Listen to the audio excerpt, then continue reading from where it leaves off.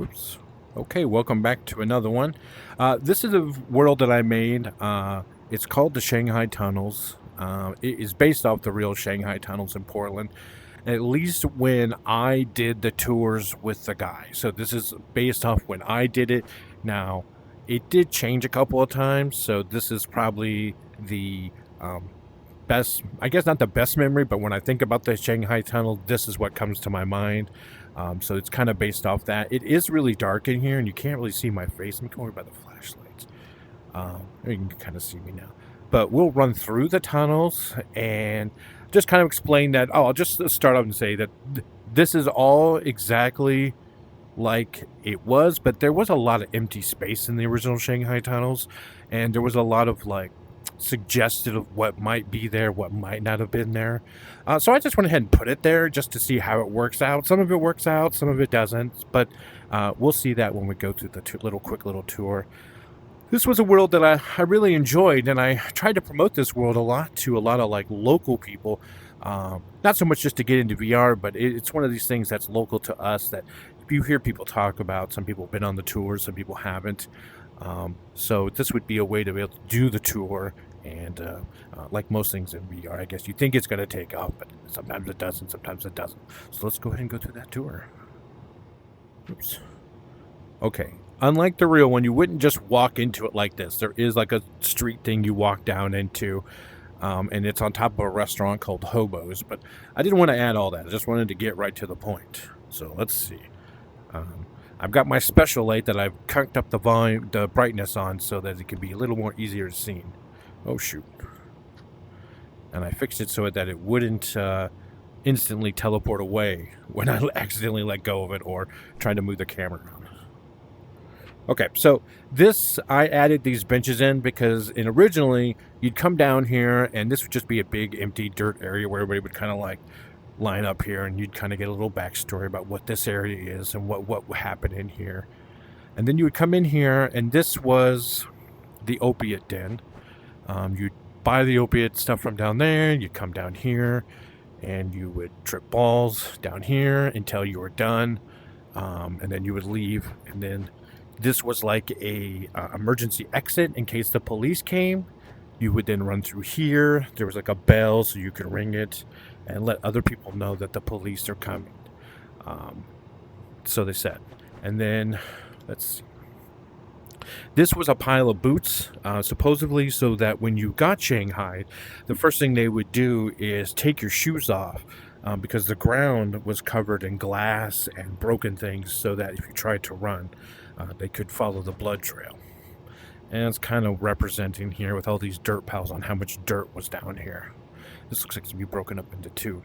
And this was the first box you come across, and this is like basically a torture box. You'd put people in here. Basically, the guy said you put women in here, and you would shut the door, lock them in, and you'd leave them until they basically broke. And once they broke, you could prostitute them, do whatever you want to them. And that was the whole point with Shanghai and women. You come down here. Now, in the actual tunnels, the city had come in and put sewer pipes in here. So this is kind of nice that you don't get the sewer pipes that are blocking you. You don't have to bend down. Gets a little more darker coming down here. I love all this stuff. It's so cool to just walk around down in here, but it's so dusty. And you come over here. And this is where I think the pizzeria place above this place would keep all their broken chairs down in here. And there was like a stairwell that went up to their side, but I didn't want to put all that in there. And you come around here. Now this was like the Shanghai staging area, using area. So they said that they'd come in and they would drag men and they'd put them in here, and this would be their holding cell until it was time to put them on the ships. But what would happen is there'd be a guy up there drinking in a bar, and he would be at a certain seat. The bartender would let the people down here know that this guy's a little drunk. They'd push the button, boom, the body falls down. You come over, you hit it, knock him out. And now this is where we get into my adding from what I was told. You brag them, you put them on the table, you take their boots off, and then you put them on the cart, and then you take them and then you put them in the box. Now that's all my understanding of what was said, and this space was so open that I felt like I just had to add a little something, and that was for the men. They come down, blah blah blah, get tagged, put in the box. Now for the women, they would come down here, and supposedly you would smell a certain perfume of certain prostitutes. That was pretty common at the time, that they would wear. Oops. So you come over here. This would be like the wait at the end of the tour. This is where everybody just kind of hung out, and we all just got the rest of the story. But this is where the waiting area is for the prostitution, which then you would come over here, and then you would go into this room, and then that's where all this would happen at. And that's the Shanghai tunnels. This is a thing in Portland. It's a very interesting thing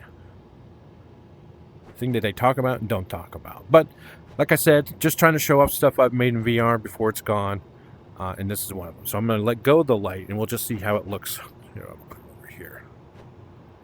So it's not too dark in here, but it's pretty dark in here without the light, especially if you don't know where you're going. But I've been in here so many times, I got it. But some of the light has been added extra. Just whoopsie, I even took a wrong turn.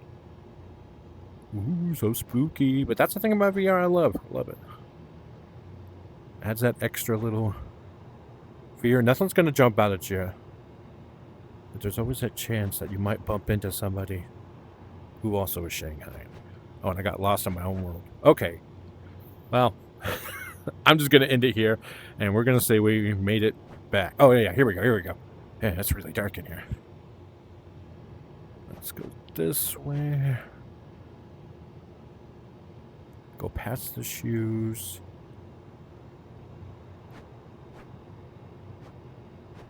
Odd little thing is I worked with a guy for a little bit, and we cleaned up this side. Oh, did it end it? No, it didn't. Anyways, we cleaned up this whole other side on this. We ended up cleaning up the whole other side that was on this side of the wall. And it tended to happen to this guy a lot. We would go in, we would clean it up thinking that's part of the tour or part of the tunnels, and see if they connected it at all.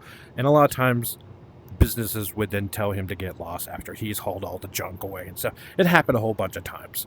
There was parts of if you look on YouTube, you can see that there's different parts of the video, and this is me just kind of rambling off the Horizon thing and just talking about the Shanghai tunnels, but it changed up a little on what we had access to. Anyways, everybody have a great day. Oh my gosh, got some confetti in the tunnels.